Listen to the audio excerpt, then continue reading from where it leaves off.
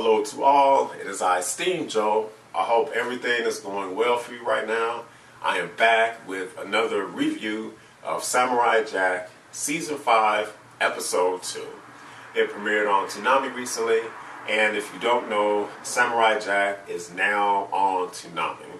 So it's an adult show, people. So if you watched it a decade ago, and 2001 to 2004, it's not the same. It's a grown-up show, people. It's a grown-up show, but I feel like it was the right thing to do because a lot of the fans that watched it back then are now grown up now. So why not give them a show that matches their maturity level? And Samurai Jack is very mature, very mature.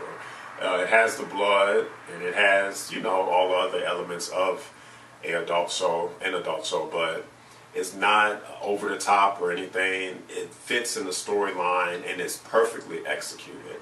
But season 5, episode 2, well, let me say this. Episode 2 is the best Samurai Jack episode ever in terms of storytelling, in terms of fight choreography, in terms of sound effects, in terms of visual designs. Episode 2 Season 5 is the best. And I just said that about episode 1 of Season 5. But now episode 2 is the best, people. And let me explain to you why. Let me explain to you why. This show is, if you have not watched Samurai Jack, please watch it. I do wish and hope that everybody takes a look at this show because it is a piece of art. And this show should win awards. Any award that this show can win, it should win because it is insane, and it is going to take the animation game to a whole nother level. People. I'm telling you, I'm telling the truth when I say that. But let me do this review so you guys can see why I feel so passionate about season 5, episode 2 of Samurai Jack.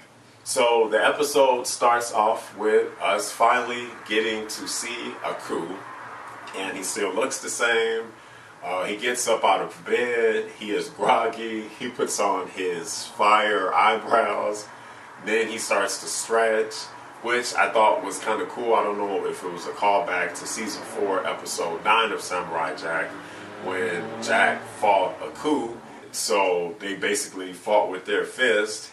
But before they fought, Jack was stretching, and Aku, I guess, never had stretched before. So when he started to do it, he started to mimic Jack, Aku did.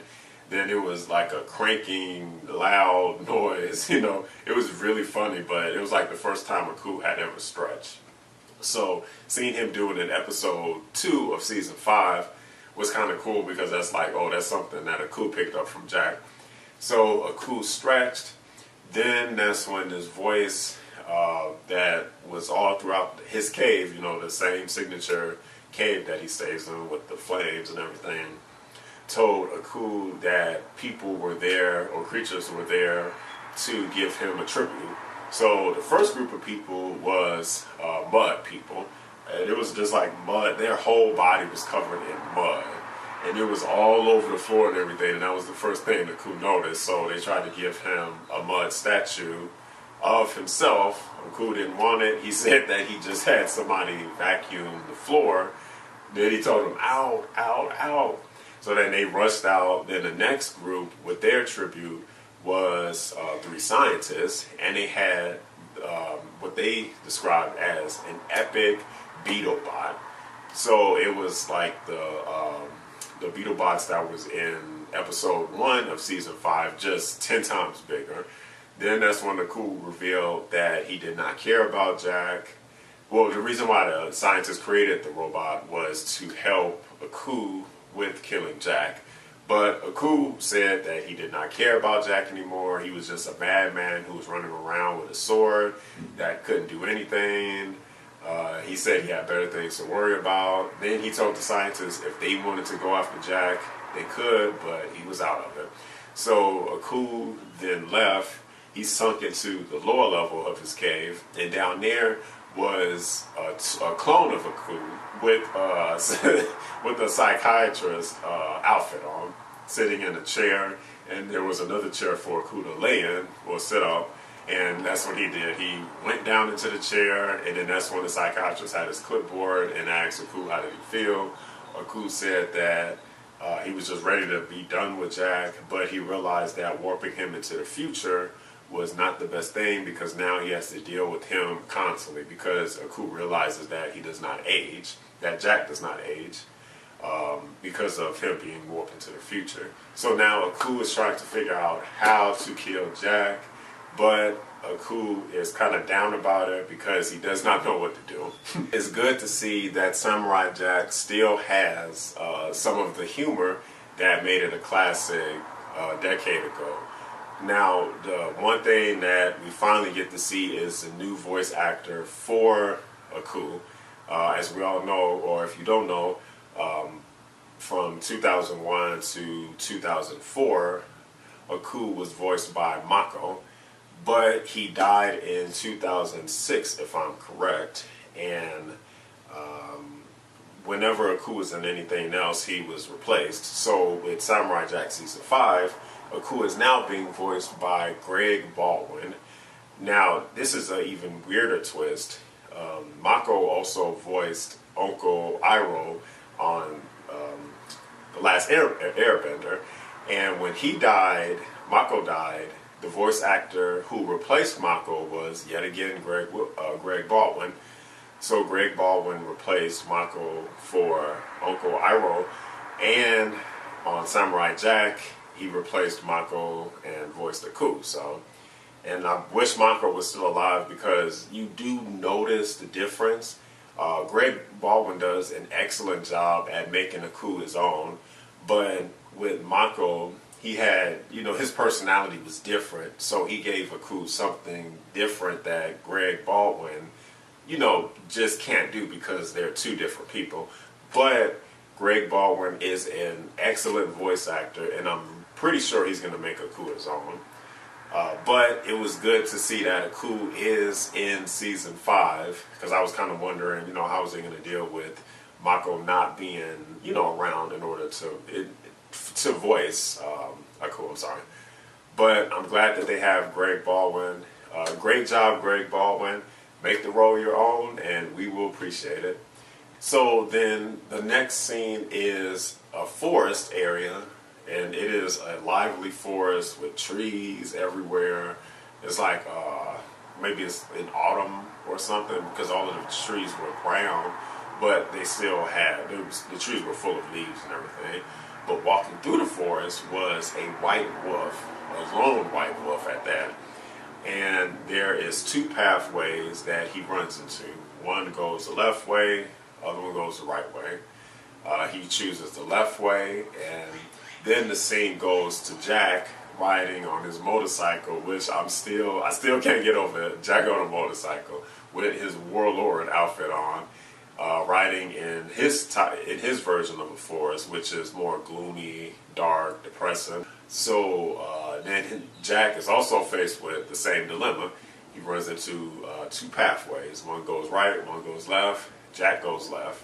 So then the scene goes back to the white wolf, and he then runs into it was either 3 or 4 of these tigers that were neon colored. And they were huge tigers. I mean, like maybe billions of teeth in their mouth, big paws with claws. I mean, their claws were as big as like shark teeth or something.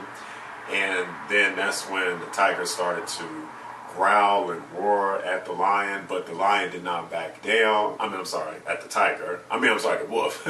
But the wolf did not back down from the tigers.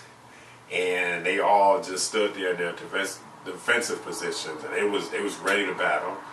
So then the scene then shifts back to Jack, and as Jack is riding on his motorcycle, he hears or feels tremors, then hears something coming through the trees, and it is the epic beetle bot that the scientists created for Aku, and it is huge. But Jack takes his spear out, shoots it right into the beetle, It goes through, destroys all of the important parts for the beetle to operate.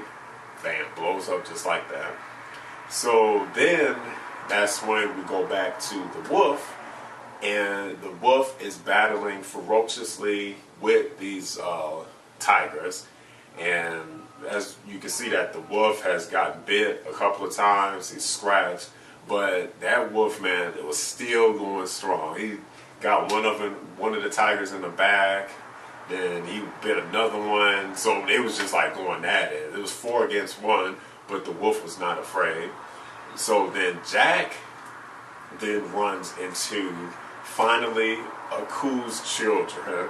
In this scene, well, before the scene started, let me just say this, with the sound effects on this episode was so good. Like, you could hear every step, every grab of a weapon, every look. I mean, just the whole atmosphere of, Jack's parts was just insanely good. The amount of detail that they put in, just from the sound effects alone, when Jack was trying to pick up who was coming at him next, and he was just listening to every little bit of sound that was going on around him. So then that's when we finally get to see Aku's children in action against Jack. And one by one, they slowly ripped off his warlord armor, tore up his weapons, his guns, his spears, his swords, but they was moving fast, so they would like punch him, run, kick him, run, grab some armor, run, tear up a gun, run, and they was just zooming, almost flash-like. It was so cool. And then just the sound effects of them running around. So then, in a desperate attempt to just back up the children, Jack brings out this huge gun and just starts shooting all in the circle. And he destroyed almost all of the trees. But it wasn't enough, because then they tore the gun up. But Jack was able to escape and run under this. It was like a piece of debris from maybe like another machine, but it was like in a dome-like shape. So Jack was able to hide up under there. It had cracks throughout it, so Jack was able to peek out. So he was sitting in there just trying to catch his breath and, trying to think of a plan next. So the next thing you know, Jack's conscious then takes a spiritual form right on the side of him, but it's the younger version of Jack. So it's Jack with the, his samurai outfit on. And the younger Jack is telling older Jack, how do you think you're going to get through this? You don't have your sword. You can't just keep fighting without your sword. The robots are going to get stronger. Aku's henchmen are going to get stronger and stronger. Then Jack says, well, they're just nuts and bolts. That's all they are, and if a new one comes, then I'll just kill that one. So then that's when younger Jack said, well, what if Aku finds out that you don't have the sword? Then how long do you think you'll live? So then older Jack still wasn't worried about it. He felt like he could still kill Aku. But then younger Jack said, well, there's no more honor anymore in trying to survive. So why don't you just... And then before he said ended, then that's when older Jack cut him off. But then younger Jack said, well, what is the reason for fighting anymore? There's no more honor. You could just end all the misery, all the suffering, and go back with your ancestors, which they are waiting for you. So that scene dealt with suicide.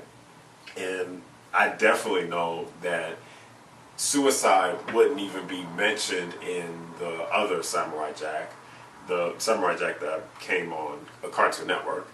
But for them to put that in, the way they did was just so powerful, so moving, because it's like, how much as a person can you take when it seems like there's no light at the end of the tunnel? So then older Jack said he looked out and saw a temple, and Jack said, I can make it to that temple if I run fast enough.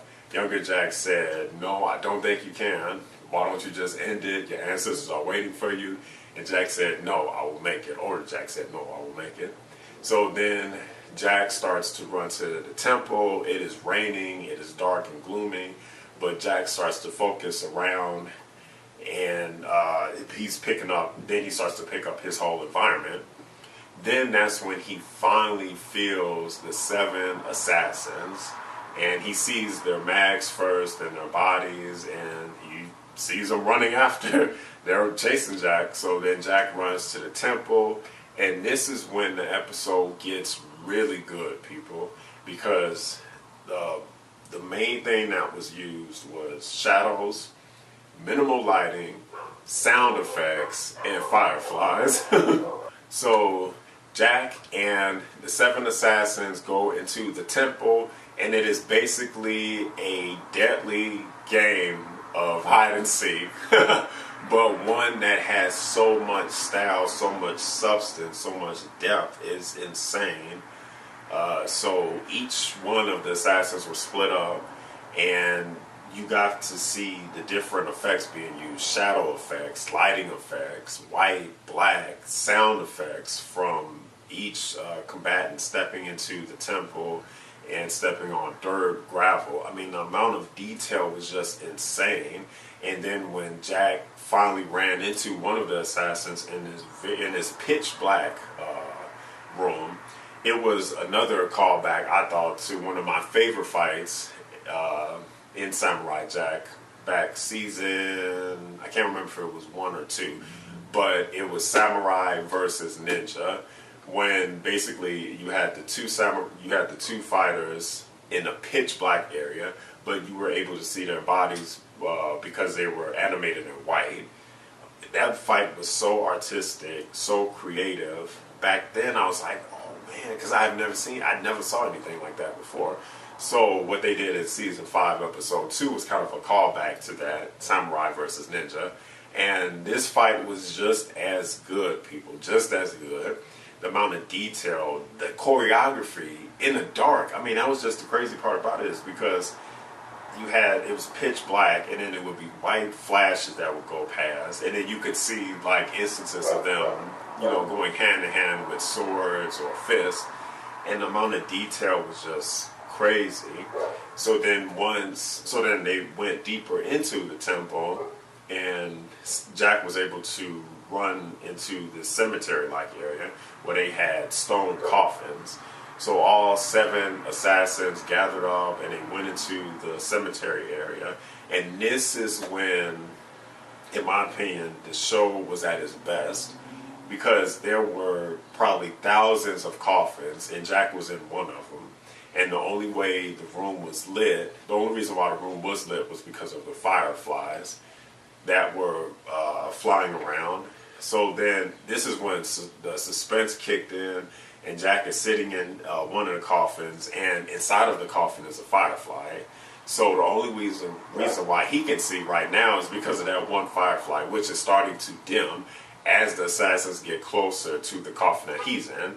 And the assassins use some type of sensory technique, because it's thousands of them, but they're able to just look at a coffin and realize that see that he's not in there some kind of way. I kind of wish that was a little bit more explained, but I still loved how it was done. So they was walking past each one, and Jack could feel the footsteps getting closer and closer to the coffin that he was in. But as they got closer, the firefly was getting dimmer. Jack started sweating, started to grip his sword even more, his little dagger that wasn't good enough to fight them, but it was the only weapon he had. And when they found the coffin he was in, all 7, the firefly went out. Jack grabbed his weapon, pitch black. The next scene is Jack jumping out, just barely missing all 7 sword strikes from the assassin. They destroy the coffin, the assassins do, but Jack jumps out. And now it is 7 versus 1. And this fight scene is so good, people. So good. If you have not seen it, please watch it. It has sword fighting. It has chains, these metal chains that they also had. And they would try to wrap Jack up with them, but Jack was able to fend them off. And then Jack was fighting each one. They were kicking him around, punching him around, but Jack was holding his own.